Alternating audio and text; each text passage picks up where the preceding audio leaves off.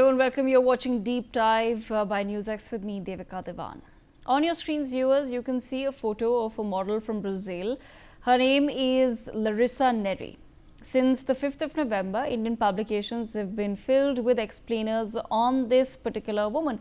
Who is she? What does she do? Where is she from? Well, this sudden interest is all thanks to Mr. Rahul Gandhi, the leader of opposition, who made Larissa Neri the centerpiece of his latest quote-unquote vote chori or vote theft allegations in the Indian state of Haryana. Let's quickly listen in to what Rahul Gandhi has said. Absolutely so, she's not from Haryana. Okay, but she votes 22 times in Haryana.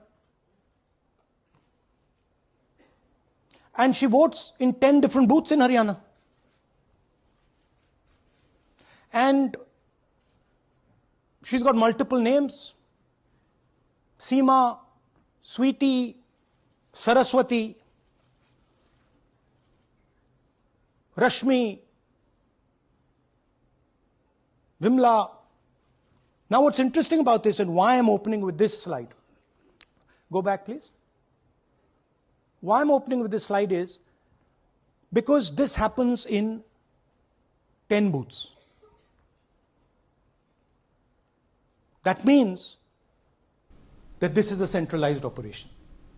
Okay, so Rahul Gandhi, viewers, here is claiming that a single stock photo of a woman photographed by Brazilian photographer Matheus Ferreiro was used repeatedly, at least 22 times in at least 10 different booths across multiple voter entries under different names in polling booths in Rai Sonipat. While showing several instances of Larissa's photo with different names in the voter roll, Rahul Gandhi said, and I quote, "The Election Commission can remove duplicates in a second. Why don't they do it? It's because they are helping the BJP." Furthermore, during the press conference, Rahul Gandhi declared that the Congress party discovered 25 lakh irregular entries, including duplicates, bulk voters and invalid addresses out of approximately 2 crore registered voters in Haryana. He added that this amounts to roughly 12.5% of the entire voter roll, or 1 out of every 8 votes was manipulated. As this Brazilian model went viral in Indian social media, she's now responded in Portuguese to the claims on an Instagram story of her 5,400 followers. She was clearly surprised that this was happening in India and has clarified that the photograph was taken when she was very young by a photographer friend. She's also added that some journalists from India tried to approach her for her comments, which she dismissed as she thought it was a fraud. She later stated that she has never visited India but respects the nation. However, after much scrutiny online and unsolicited comments on her posts, she has now done the sensible thing. She's made her Instagram account private. Larissa Neri is in reality a hairdresser who owns a salon in Brazil. She has around 89 posts on her Instagram with 5,490 followers. Her friend, Matheus Ferreiro, who clicked the photo under discussion, has already deleted his Instagram account after Indian users flooded his comment section. It is also reported that his Instagram account was hacked. The photo of this Brazilian woman was first uploaded by the photographer in 2017 on Unsplash, where it quickly became a part of the free-to-use stock image library. Several Indian and international news websites have since used the photograph as a featured image for articles ranging from skincare to the benefits of certain foods. On your screens, you can see what all pops up when you Google her photograph. NewsX uploaded Larissa's photo onto the Google photo search bar, and these are some of the blogs and articles that actually came up. Although the original source cannot be accessed now, as Ferreiro has deleted the image from his Unsplash profile, you can see how many times her photograph has been used. Now, moving aside from the photograph itself, what Rahul Gandhi is calling the H-bomb, the Election Commission is calling it completely unfounded. This is how the ECI has responded. First, the Election Commission questioned why, if there were 25 lakh fake votes as alleged, no objections or appeals were raised by Congress polling agents or representatives during the electoral revision or the polling process. Secondly, The Election Commission says that during the 2024 summary revision in Haryana, it had already received and processed 4,16,408 claims and objections, indicating that the system was active in correcting the rolls. The figure, the Election Commission says, does not match the 25 lakh fake votes narrative.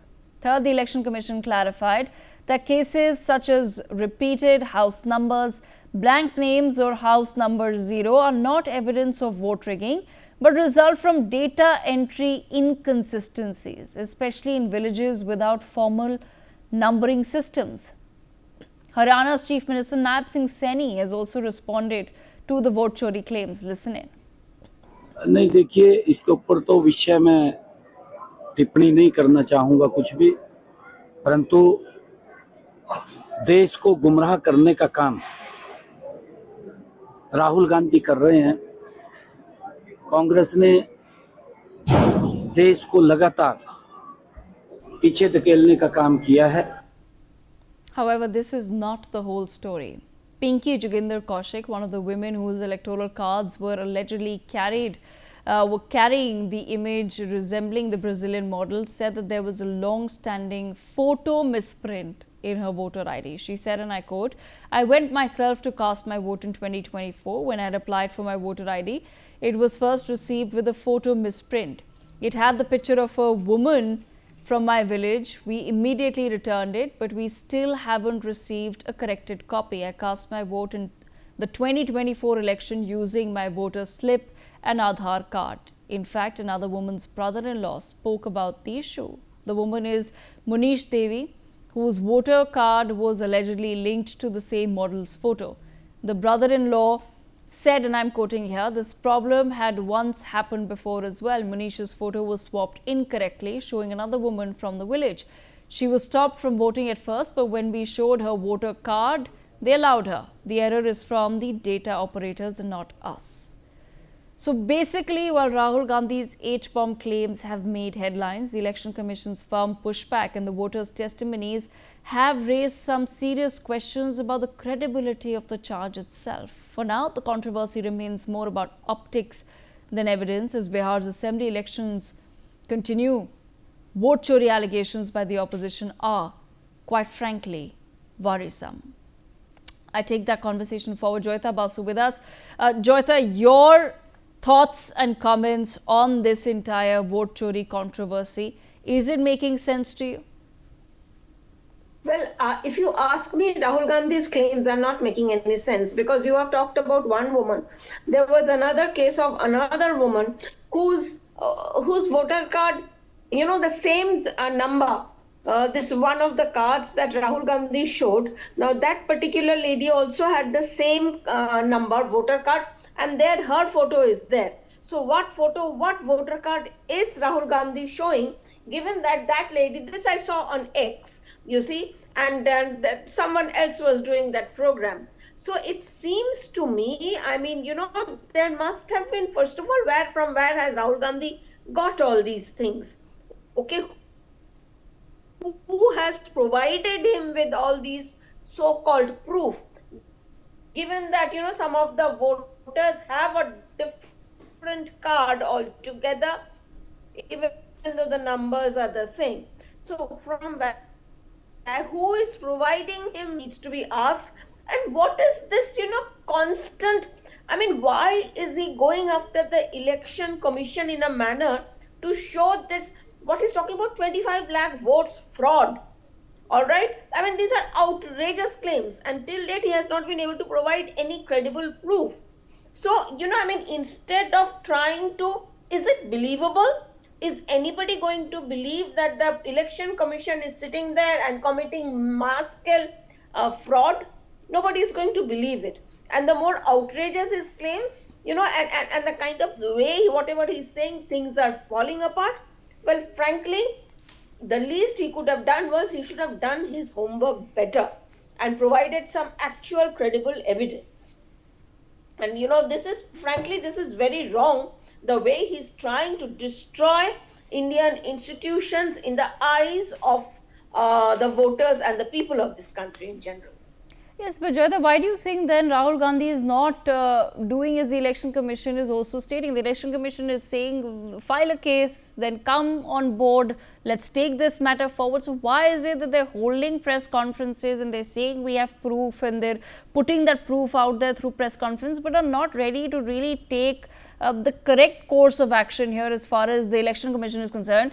One can go to the courts as well. Why none of that? Because whatever he is talking about is either half-baked or it's basically coming from sources that are, I would say, compromised, all right, who do not have authentic information. So any such information, if taken to court, is going to be torn apart and his claims are going to fall flat. So instead of providing credible proof, if he constantly, this is a, you keep repeating something, this is psychological. And people will start believing you. Okay, this is the game plan. But this is not for the courts, because there in court this will not stand. Okay, all right, Joyita, thank you so much for that perspective. We leave it there and sip into a very short break.